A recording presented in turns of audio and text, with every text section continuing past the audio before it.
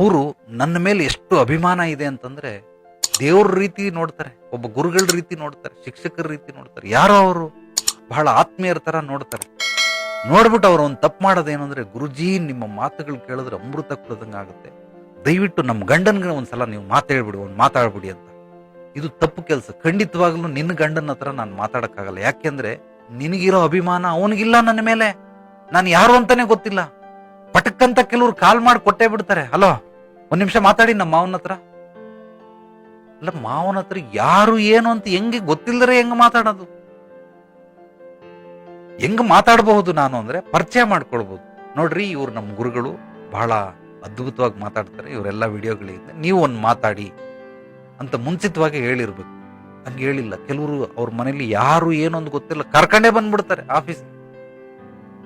ನಮ್ಮ ರವಿ ಮೊದಲನೇ ಸಲ ಹಂಗೆ ಮಾಡಿದ್. ಏನು ಅಪ್ಪ ಅಮ್ಮ ಅವ್ರ ತಂಗಿ ಭಾವ ಅಣ್ಣ ಎಲ್ಲಾರನ್ನೂ ಕರ್ಕೊಂಡ್ ಬಂದ್ಬಿಟ್ಟ. ಪೂರ್ತಿ ಫುಲ್ ತುಂಬೋಗ್ಬಿಡ್ತು ಆಫೀಸ್, ಇಲ್ಲಿ ಜಾಗನೇ ಇಲ್ಲ. ಖಂಡಿತವಾಗ್ಲೂ ಹಂಗಿಲ್ಲ. ಅವ್ರಿಗೆ ನನ್ನ ಮೇಲೆ ಅಭಿಮಾನ ಇರ್ಬೇಕು. ಅಭಿಮಾನ ಹೇಗ್ ಬರುತ್ತೆ? ನನ್ನ ಬಗ್ಗೆ ನೀವು ಅವ್ರಿಗೆ ಎಡಿಫಿಕೇಶನ್ ಮಾಡಿರ್ಬೇಕು. ನಿಮಗೆ ನಾನು ಇಷ್ಟ ಅಂತ ಅನ್ಬಿಟ್ಟು ಬೇರೆಯವ್ರಿಗೂ ನಾನು ಇಷ್ಟ ಆಗೋದಿಲ್ಲ, ಅಸಹ್ಯ ಪಟ್ಕೊಳ್ತಾರೆ. ನಿನ್ಗೇನ್ ಮಾಡೋ ಕೆಲಸ ಇಲ್ಲ, ನೀನೇನ್ ಸ್ವಾಮೀಜಿ ಆಗ್ತೀಯ ಅಂತ ನಿಮ್ಮನ್ನೇ ಬೈತಾರೆ. ಅದಕ್ಕೆ ನಿಮಗೆ ನಂಬಿಕೆ ಇದ್ರೆ ನೀವು ಬನ್ನಿ, ಅಥವಾ ಬೇರೆಯವ್ರನ್ನ ಕರ್ಕೊಂಡು ಬರ್ತೀನಿ ಅಂದ್ರೆ ಅವ್ರ ಬಗ್ಗೆ ತಿಳಿಸಿ, ಮ್ಯಾಕ್ಸಿಮಮ್ ಹೇಳಿ.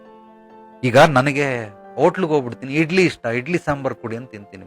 ಜೊತೆಲಿ ಬಂದವ್ರಿಗೆ ಇಡ್ಲಿ ಅಲರ್ಜಿ, 2 ಪ್ಲೇಟ್ ಕೊಡಯ್ಯ, ಇವ್ರಿಗೊಂದು ಪ್ಲೇಟ್. ಅಯ್ಯೋ ನಾನು ಇಡ್ಲಿ ಮುಚ್ಕೊಂಡು ತಿನ್ಬೇಕು, ತಿನ್ನು, ನನಗಿಷ್ಟ ಇಡ್ಲಿ.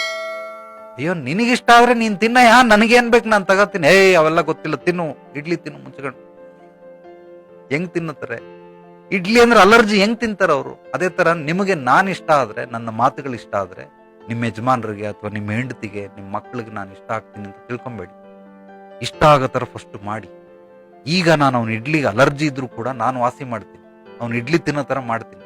ಒಂದೇ ಸಲಕ್ಕಲ್ಲ. ಆತನ ಹತ್ರ ಒಂದ್ ತಿಂಗಳು 1.5 ತಿಂಗಳು ಕಾಲ ಕಳೆದ್ರೆ, ಅಪ್ಪ ಇಡ್ಲಿಯಿಂದ ಏನೇನ್ ಬೆನಿಫಿಟ್ ಐದು ಗೊತ್ತೇನೆಯಾ ನಿನಗೆ? ಇಡ್ಲಿ ಎಷ್ಟು ಒಳ್ಳೇದು ಗೊತ್ತೇನೋ? ಯಾವ ಪುಣ್ಯಾತ್ಮ ಭಗವಂತ ಕಂಡಿಡಿದ್ನೋ ಇಡ್ಲಿನ ಗೊತ್ತಿಲ್ಲ, ಎಷ್ಟು ಅದ್ಭುತವಾಗಿ ಡೈಜೆಸ್ಟ್ ಆಗುತ್ತೆ ಗೊತ್ತಾ?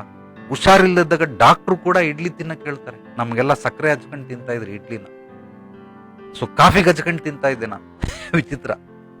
ಸೊ ಇಡ್ಲಿ ಬೆನಿಫಿಟ್ ನ ಹೇಳಿ ಹೇಳಿ ಹೇಳಿ ಅವನಿಗೆ, ಹೌದಾ ಇಷ್ಟೊಂದೆಲ್ಲ ಇದೆಯಾ, ಒಂದೇ ಒಂದು ತುತ್ತು ತಿಂತೀನಿ, ಚೆನ್ನಾಗಿದ್ರೆ ತಿಂತೀನಿ ಅಂತ ಮುರ್ಕಂಡ್ ತಿಂತಾನೆ. ಬಂದಲ್ಲ ದಾರಿಗೆ ಬಂದಲ್ಲ, 4 ಸಲನೋ 5 ಸಲನೋ ಹೇಳಿದಕ್ಕೆ ಅಟ್ಲೀಸ್ಟ್ ಬಂದ.